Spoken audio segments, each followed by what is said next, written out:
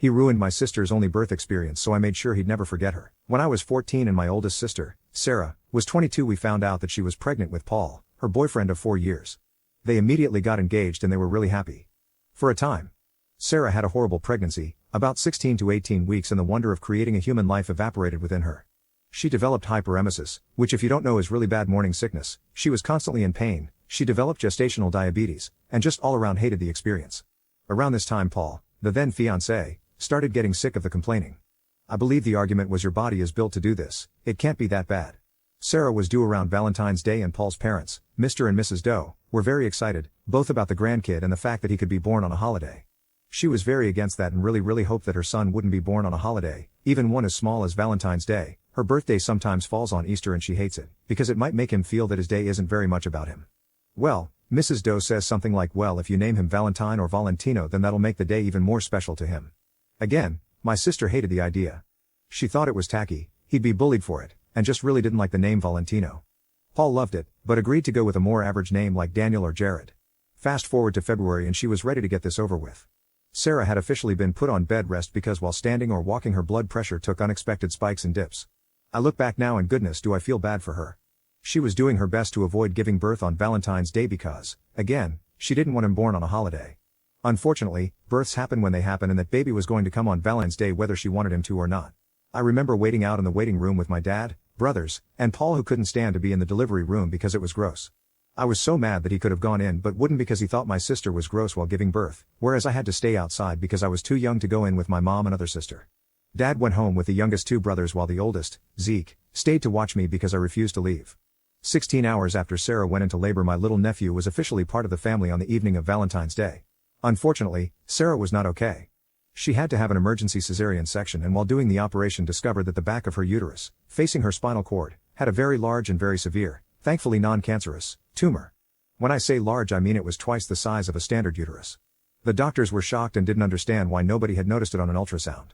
It accounted for her severe back pain and blood pressure issues. The doctors immediately went in for more surgery to remove the tumor, but sadly ended up having to perform a full hysterectomy. This meant that my nephew would be Sarah's only child. Now while Sarah was in for surgery, Paul was taking care of everything baby related to make sure his son was okay. In my 14-year-old self's memory I remember him being suitably distraught, but I didn't really pay him much mind and spent my time in the waiting room with my mother and other sister. Zeke, however, wanted to be a good future brother-in-law and make sure that Paul was okay. He found Paul filling out the baby paperwork on his own looking, in my brother's words, like he had not a single worry in his mind. Zeke asked why Paul didn't wait for Sarah to fill out the paperwork as she should have been out of surgery within the hour, and Paul said that he just wanted her to get her rest and heal. That checked out with Zeke, as he was 16 and didn't know any better at the time. Now I know what you're probably thinking. No, he wouldn't. He knows how much she hates that name. And still, she'd need to sign the paperwork too. My fellow peoples of Reddit, I regret to inform you that Paul forged Sarah's signature on the paperwork and waited until she was out of surgery to hand said paperwork over. My sweet nephew, who was born on Valentine's Day, was named Valentino on his first official birth certificate. I still to this day don't know why Paul and his family were so insistent about the name. He had even picked out a different one with my sister. And before you ask, no, he was never brought up on forgery charges because his parents were witnesses to her signing the papers, even though they only got there at the last minute. So Sarah dumped him and got her son's name changed a month later.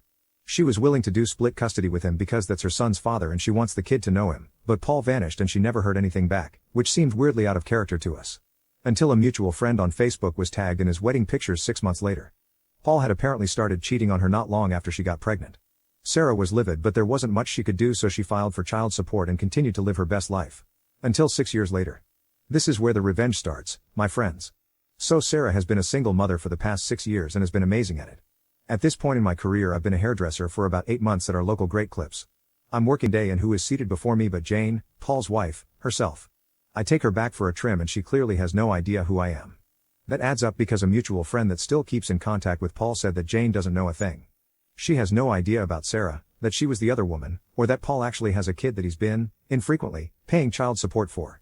She's in the dark on it all. I told myself not to be an ass and treat her like a normal customer, which I did. Now at this point, Jane was heavily pregnant, so a lot of our conversation was about that. She loved being pregnant but it was hard, her husband was so unsympathetic, big shocker, and she was due in 10 weeks and they still hadn't picked out a name for their baby girl. Ladies and gentle people, this was my chance. I asked what kind of name she was looking for and she said I want something unique and unusual, but not ridiculous like Brantley A, you know the ones I'm talking about, and Paul had suggested so many already and she didn't like any of them. So I, conniving little weasel I am, said, what about Sarah? My sister's name isn't actually Sarah, she was named after an older family member that passed not long after she was born, but there was no female equivalent for his name, so our parents created one. It's a beautiful name and just what Jane was looking for. She loved it, she stuck by it, and I found out by stalking her Facebook months later that she had put her foot down about it and that was their daughter's name. Now Paul has a daughter with his ex's name to remind him every day about her, and to also remind him to pay his child support. Little nephew is 10 years old now with a new name and no contact with his biological father, though we still sometimes call him Val as a family nickname. He likes it but doesn't want to bring it to school, so it's staying a family nickname. Sarah pretends to hate when we call him that, in a joking way. As long as he likes it, she doesn't have a problem with it. And she's seeing a new guy who's really great and like a father to Val. Smile.